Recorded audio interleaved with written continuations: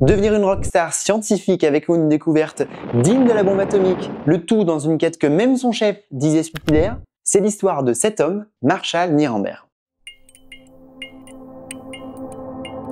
Marshall Nirenberg naît en 1927. Il grandit en Floride, entouré d'une riche biodiversité. Let's go mettre du pétrole dans mon gros SUV pour rentrer dans ma villa à Miami. Non, je parle de la vraie biodiversité, celle qui le pousse à suivre des études de zoologie, jusqu'à son master en 1952. Et là, Nirenberg choisit de lâcher la biodiversité pour se concentrer sur les sucres.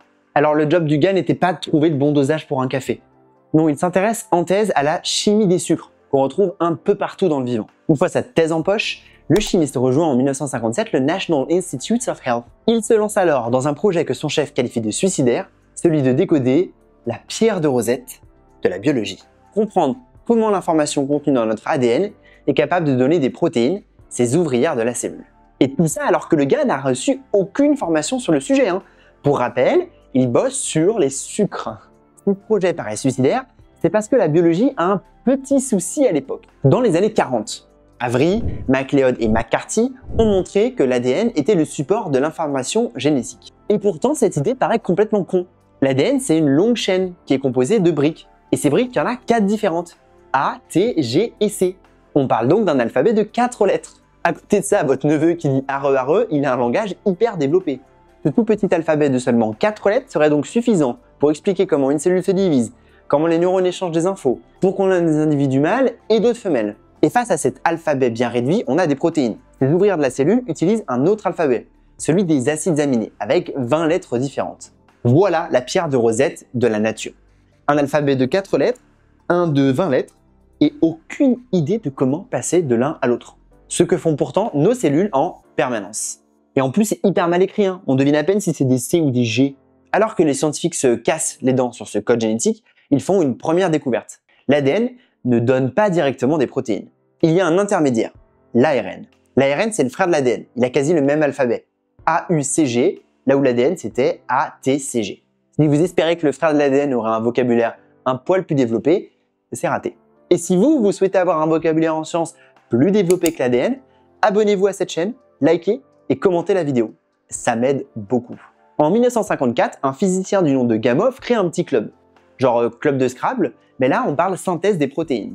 Ce club, c'est le Très Select RNA Tie Club. Les scientifiques de ce club passent des jours à imaginer comment déchiffrer le code génétique. Et Gamow a même une petite idée. En faisant quelques calculs, il comprend qu'il suffirait d'un code de 3 lettres d'ARN pour encoder les 20 acides aminés. L'alphabet rikiki de l'ARN ne serait donc pas un problème.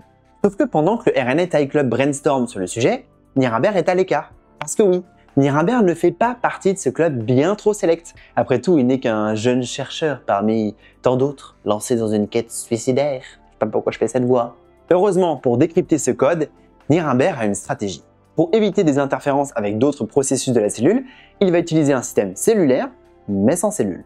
En n'ayant que l'essentiel, Nirenberg simplifie le problème. Dans la nuit du 27 mai 1961, Matei, qui travaille sous la direction de Nirenberg, réalise l'expérience décisive. Et moi, je suis en train de me gratter le nez pendant la vidéo.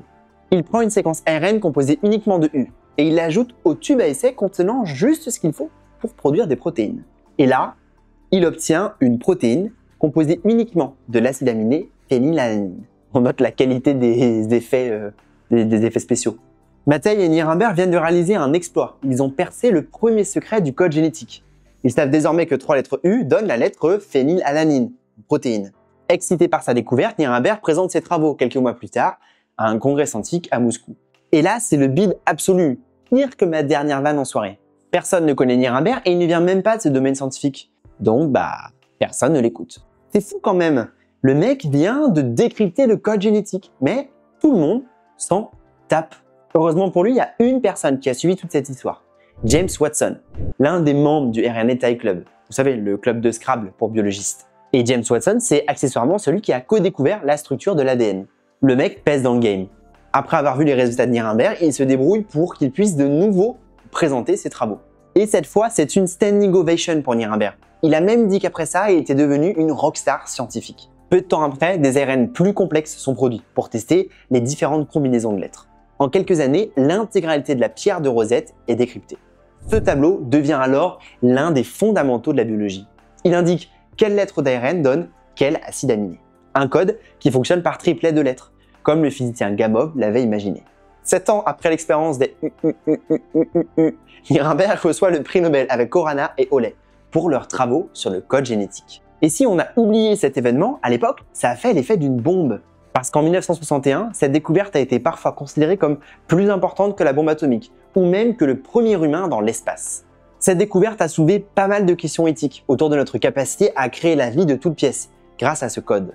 Pas de panique, 60 ans après, on en est encore loin. Parce que comme d'hab, la biologie, c'est beaucoup plus compliqué que ça.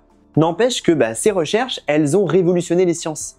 C'est grâce à elles qu'on comprend comment des modifications de l'ADN changent le contenu des protéines, et donc conduisent à des maladies. Et c'est aussi grâce à Nirenberg et son équipe qu'on peut aujourd'hui produire nos propres protéines en labo, comme par exemple l'insuline pour les personnes diabétiques.